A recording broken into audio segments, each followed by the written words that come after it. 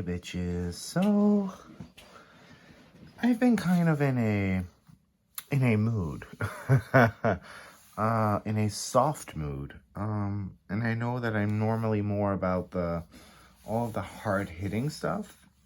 Well, that's not necessarily true, but but lately I've really been feeling the soft, ethereal art styles of Danielle Noel, as well as a lot of people in the tarot realm that kind of modeled their decks after her. And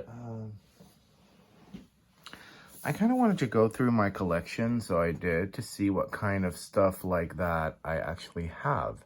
And we're going to start with this. This is a pretty recent acquisition to my collection, the Star Child Tarot.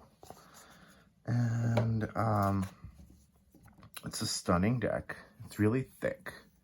It's really high quality. And I don't know, I just really I've really been digging the softness of this. I did go through this in my deck collection video, where I kind of went like, how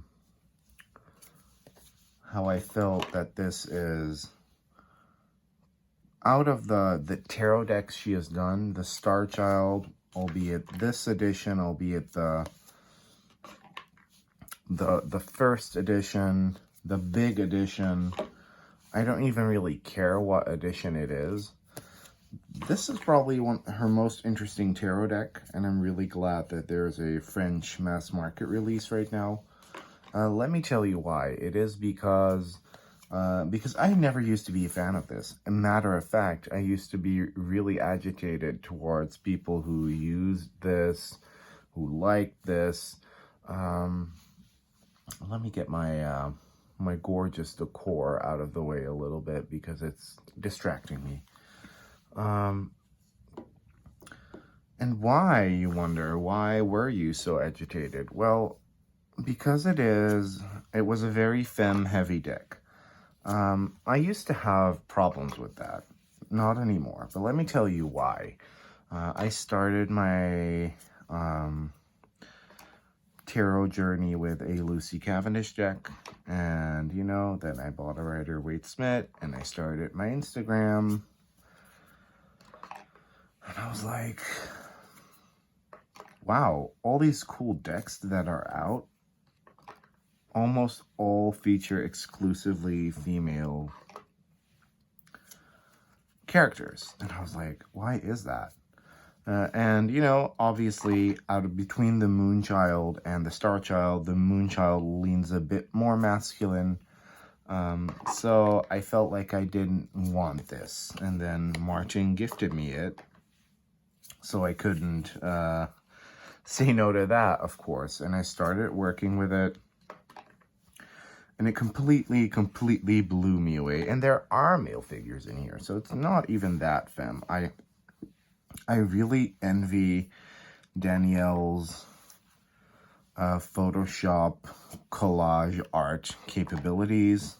I've tried some myself, and while the basics aren't that difficult, getting all these layers in that good with that ethereal style, it's just something really special. And I don't know, like, but then again, I had gifted Martin my copy of the Moonchild because I knew he wanted it, and then he gifted me a copy back.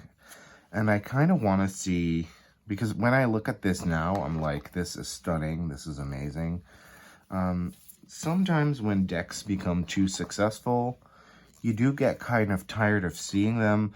I remember seeing this back in, I think, 2019. This was all over Instagram all the time. Lately, not so much anymore. So for me, it is very much a thing of oversaturation when it comes to a deck. It can make me really loathe a deck, when in fact this is really stunning. And I'm not going to flip through all the cards, obviously.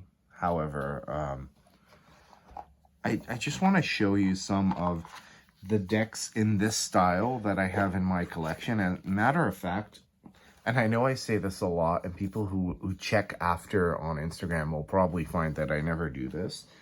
But I really do kind of want to keep these aside because I am really looking forward to working more with this softer vibe index. Because I've noticed that lately they've been doing me good. Another one, this is not by Daniel Noel, this is by Prism and Fleur Design Studio. Another deck kind of in this style by Rockpool Publishing. Really good little set. I really hope they stop putting these little flyers in here because their app isn't that great. Rockpool really manages to hit the nail on the head every damn time I buy one of their decks. Their guidebooks are stunning, and I feel like the production quality just keeps getting better and better. This deck is really pretty. It's got a little bit of a bent in it. Let's see if I can. It's got really gorgeous rose gold edging and sort of a pearlescent sheen to them. So that's neat. And this is a crystal deck. I'm not the biggest fan of crystal decks, honestly, because I feel like, I don't know, it kind of feels like a rune deck to me sometimes. However, I do own a couple, and this one feels really special. Feels really, really gorgeous, really well made. It's just stunning. And the keywords are really good. And, you know, they really did try to add something extra with the photo collage. I wonder if this will show up on camera because it is all very faint. And, you know, eudaimonia. Now, this is interesting to me. What the hell is eudaimonia? Mind you, I'm an English major, so I should know this. Card number 9. Eudaimonia. Eudaimonia is a philosophy pertaining to each individual self and finally living your knowing. Okay, oh, that's interesting. Didn't know that. Okay, that's cool. Well, you know, it's a really pretty deck. It is very soft, though. Like, I don't even know if half of the details show up on camera. It does show up in real life, though. I love what they did with this labradorite. So when it comes to crystal decks, I feel like this is definitely one of the better ones that you can get. I really love this Spirit Quartz card. But yeah, this one's really good, really well made, really balanced, and also really soft. So for me, this year is going to be a bit more about being soft with myself, because I already am very hard on myself all the time. So when people say, no, you should do shadow work, you should do dark stuff, I already am in the darkness all the time, so I'm not going to be in the darkness when well, that sounds really intense, by the way. I'm not at all in the darkness all the time, but, you know, I'm already pretty hard on myself as is, so I don't need, you know, extra dark, hard-hitting decks like the Reclaim Oracle to tell me I'm a piece of shit. So, in keeping it light, the You Are Here Oracle, this was kind of like really hot for a minute, and then I never heard anything or anyone about it ever again, which is kind of a shame. I feel like very often, even the more serious YouTubers on here, we swoon about decks and we're very good deck salesmen. However, when it comes to sticking to decks and, using them and keeping the usage going, we're not the best. So this is literally a really trippy deck because this is a deck that revolves around all the trips, literally, the creator has experienced. And that can be, let me see, she wrote very psychedelic experiences and dreams. Yes, psychedelic experiences, that's how we say it. This is really stunning, really well made, we get a title, we get a mantra or affirmation, we get keywords. This is very usable, very well done, and I feel like it deserves a place in my Daniel Noel-esque vibe mini collection, you could say. I feel like this is really stunning. I do feel like it fits, oh, grandma's. I do feel like this fits there, although this is a bit edgier and a bit more harsh. But I do like this a lot, and I feel like this is really good. And yeah, people who have this on Instagram, use it more, because it's a good deck. I used it last week, and I was completely blown away by it again. Ooh. So this one I was kind of doubting whether or not it belonged here, but I feel it kind of does. The She-Wolf Tarot by Devaney Amber Wolf. I'm so glad that I managed to get my hands on this deck, and especially this edition. So this is another tarot deck. I have a couple tarot decks in this category. Really, really stunning rose gold gilding again. This is on glossier stock, but I don't care. It's not so glossy as to that you can't use it anymore. So this is, once again, a bit starker, a bit intenser, a bit less ethereal, a bit more in your face, but I feel like it still flows very well in combination with the other decks that are in this pile of decks. And I love a Hanged Being. Wow. I really like this so much. Like, such a cool and interesting depiction of every card. Every card has a depiction that makes me go, ooh, that's really interesting. And it combines illustration with collage. And I love this death card. It's just really, really interesting. The guidebook's really good. Devaney Amber Wolf is an amazing writer. Have to say that her latest, like, additions to her deck library haven't really been my thing, especially price-wise. You know, charging $80 for a 36 or even 22 card deck is not it, sis, but you know, people will buy whatever, so these days, so. And at least it's not AI, so I do have to praise her for that. And it's interesting stuff that she puts out, so. This moon card, isn't that precious? So it is very much, you know, this it is kind of ethereal, but in a different way, oh yeah, my favorite card, the Magician.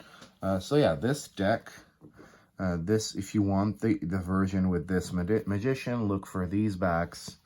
It's a stunning deck.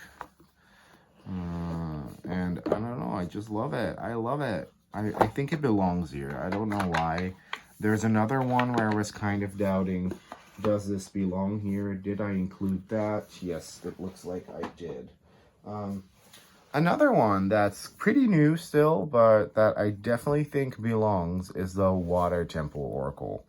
Now, guys, Laila Saboylanen really also has that sort of Photoshop-y, illustrator-y style that I really adore. I need to talk to her one day because I want to know all about her process. It is a bit different from Daniel Noel's style and most of the other, you know, decks I've shown so far, but I feel like in readings, they do flow very well together. And I think that it's really, really gorgeous. And, you know, this is photo manipulation. I believe this isn't hand-drawn all the way. I feel like this is very much, you know, sort of that photo style. If you're looking for a really good water-based deck that is, you know, based on actual, like, lore and mythology, this is a deck that you should probably consider getting. yeah. I really love the way Susie's words and Lila's art mash. They're really good. Mesh together. Is my favorite card in the back? Yes. Because, I don't know, guys. This is the card that sold me on the deck, and so far I've practically always pulled this card whenever using the deck. The Shiva card, and I think it's absolutely gorgeous. So, yeah, that's another one where I feel, yeah, like that kind of fits in that category. It is different, but it does fit. The Water Temple Oracle, that was. Oh yeah, up next is one where I was kind of like, I don't know if this really fits, but I still included it. This is also kind of from that 2018 wave of decks, the Vision of the Muse. I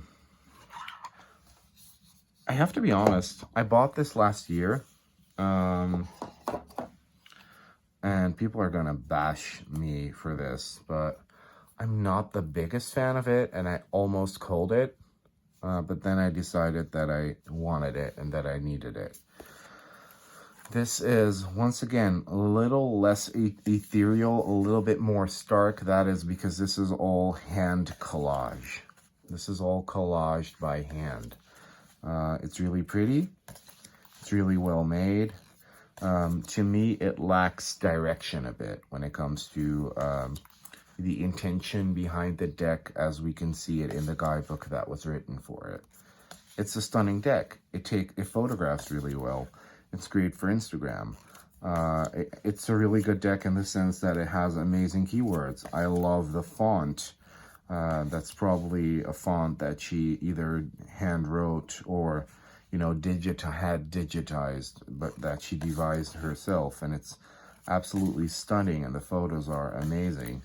It's just that, to me, it kind of lacks direction. I would have liked to have seen more of a theme, or more of an explanation why cards are in the deck to begin with. More of a system rather than a collection of pretty collages that bear meaning in the form of a keyword, if you get what I'm saying. But it is stunning. And I feel like I kind of want to use this a bit more, loving the backs of this as well. So yeah, this is it's a really pretty one. This is kind of from that, in my opinion, golden era of indie decks, which was kind of between the indie publication of The Wild Unknown and the end of 2019. And that's when things kind of went shit. That's when literally every artist on the planet found out that doing tarot Kickstarters was a way to make a quick buck, kind of. Ooh, this one's interesting as well. I got this last year in London, the Moonology Manifestation Oracle cards, and honestly, haven't really used this that much as well. I don't really ascribe to the idea of Jasmine Bolland as a guru.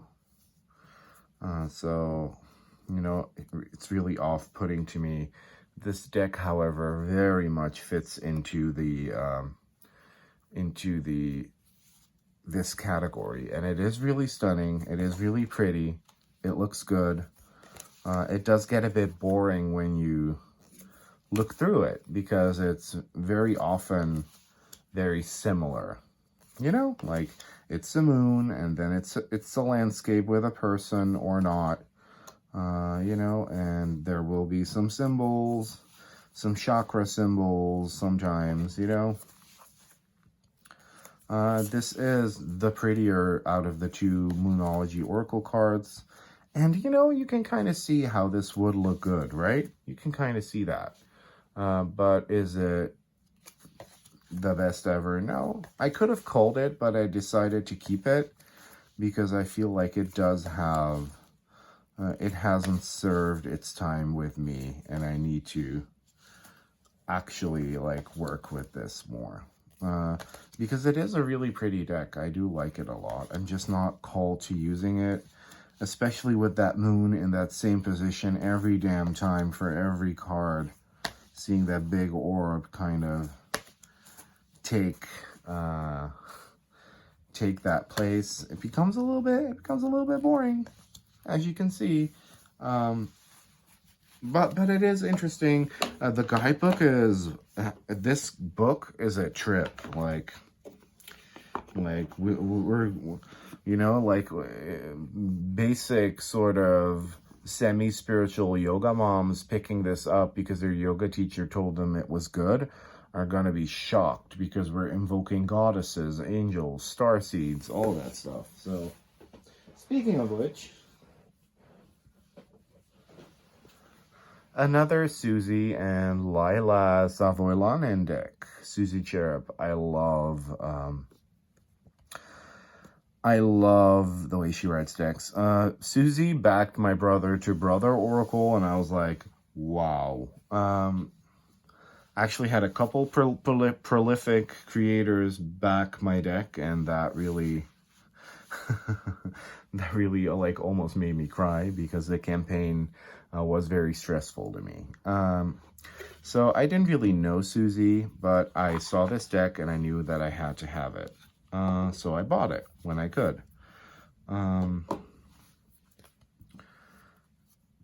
A lot of people, I think the reason why I always get the feeling that this deck wasn't the biggest hit ever for Blue Angel at that time.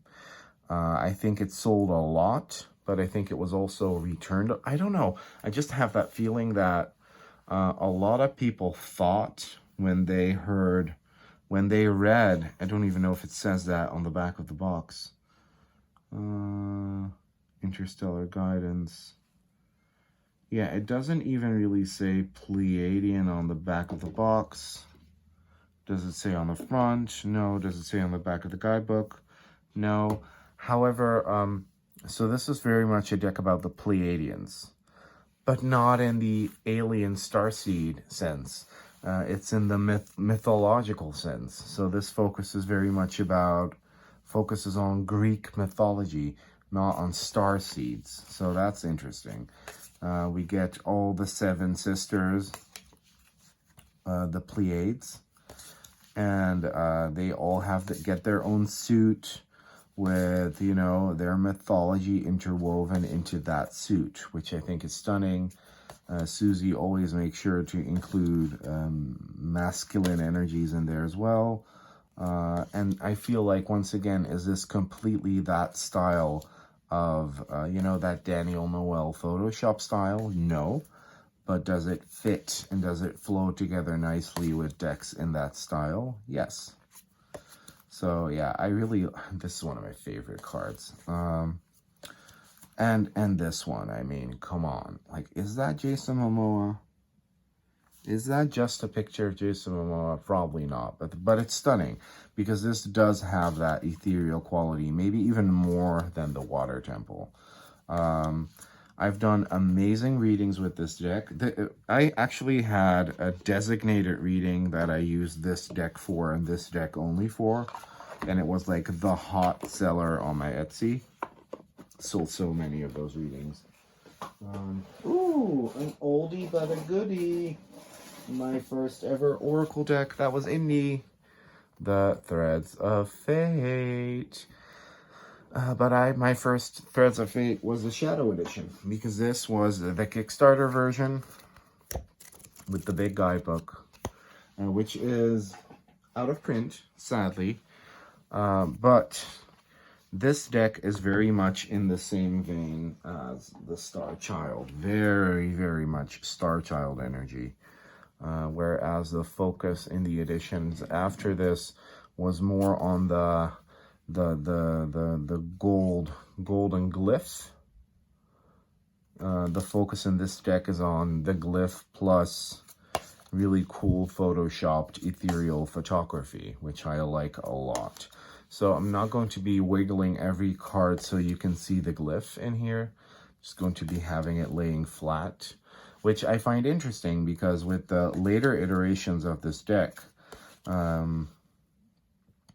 you can sometimes not photograph them that well, because it is so much about the glyph. But even if you don't add extra light, the card still looks really pretty because of the photo portion. We see people in this deck as well. I love this one. People of all walks of life. And it's really gorgeous. It's really stunning. Most people know about this deck already, so I'm not going to be showing it off too much, but you guys probably get why I chose it for this category. And I actually managed to snag this first edition copy at a very cheap price, because very often a lot of Dutch people aren't really aware of what they have. Another Danielle deck, the Ocean Dreams. I actually used this today. I had a very watery day, and I actually even bought myself this gorgeous chunk of Larimar. Larimar is really pricey, guys, but I just had to have another piece. I already have a piece, but it's just one of the most pretty, one of my favorite crystals ever. The Ocean Dreams is a mystic oracle, all about water, but this is very new age, high vibe, stunning. And this is basically Danielle Noel showing that she's the best at this. So these were my two cards for the day, the Source and the Temple of Dreams. So I was like, what is my source? What is the source of my dreams? Where does it lie? And it's, for me, it's definitely in creativity. I could honestly quit my job tomorrow and never be bored if all I had left was my iPad to draw on, or my journaling stuff, you know, like. And this is just so good. The guidebook is really good. It's a little bit, this is a little bit less busy than, for example, the Star Child. It is so calming, so soothing. It's really stunning. There's so much to see in the cards, so much to discover, so many layers, yet still very calming, very relaxing. I really think that if she's gonna do another deck, I really hope she's gonna incorporate her painting a bit more, because she paints as well, and I would love to see that in a deck from her. But yeah, this is really stunning. Let's see, what else do we have? The Moon Child. So this is fairly new. Oh, wow. That box. So big, so chunky. Okay. Hope it doesn't show in the frame. It doesn't. Okay. So, the Moon Child. It's so stunning. So gorgeous. I'm literally... you know what it is with these decks? So I stripped all those layers down where I was like, it's too femme, it's too pretty, I need it to be edgy, I need it to be dark, I need it to be deep. I stripped all of that down, and when I'm looking at decks like these now, I'm literally, they literally hit me in the feels. Because this is, you know, I prefer the Star Child to this, but I love this. But this is probably one of the best RWS inspired decks that has been released in that period of, you know, 2012, 2019. That whole decade from 2010 till the beginning of 2020. That was a glorious tarot decade, and it's kind of sad that we're never getting it back like that. I feel like the landscape has changed so much, but it still felt like such a free time where, you know, creators were just creating from their heart, and it's just Stellar. I want to pull a card from this right now because I need to. Like, and honestly, like, it's so funny because I just said that I do like the Star Child a bit more. Probably also because of the size. You know, this is a really big, really thick deck. Really big, really thick. And doesn't always, it kind of makes it a chore sometimes to work with. I have to be honest about that. I have smaller hands. I don't mind Oracle-sized decks, tarot decks, but, you know, combined with the 400 GSM cardstock, it becomes a bit thick. I feel like 350 would have been fine for this deck as well, you know? But then again, it's just so amazing. I honestly could make a little shrine. I could literally have most of these decks out on my table and just work exclusively with them for about a month.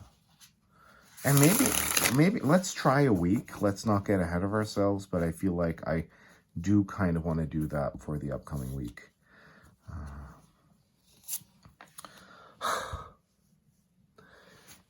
Keep your head cool. You know it all. This is such an important message for me right now. You already have all the knowledge, you know, so now you have to act on it, but you already have all the knowledge, so stop stressing. I've been in my head a lot, so I do love this. I love this deck so much, guys. It's such a great production, like, and, you know, I will always support Danielle Noel in anything she sets her heart to because she's amazing. Oh, whoops. Sorry, I hope that didn't bother y'all too much. So I did show the Ocean Dreams. Oh, the Rebecca Campbell decks. Well, so this one is by Danielle Noel as well. So that's fun. I haven't really used this a bunch, even though it is really good. So I have this, and then I have this is the only Rebecca Campbell deck that I have. I felt like I liked this a bit more than the Work Your Light because of the more bluish color palette. I'm not really into that whole starseed theory at all. It's not my thing at all. Maybe one day I'll get the Work Your Light. You know, maybe. If I like it enough, I don't know, like,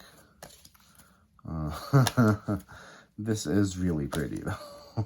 This is really pretty. And the messages are pretty good, honestly. The messages are really good. It's just that, you know, when you kind of cross-reference all the Rebecca Campbell decks, you kind of notice that they're all the same. But, you know, like, I don't even have them all, so whatever. But this is really good. And then I have this, the Rose Oracle. And I bought that not because I like it per se.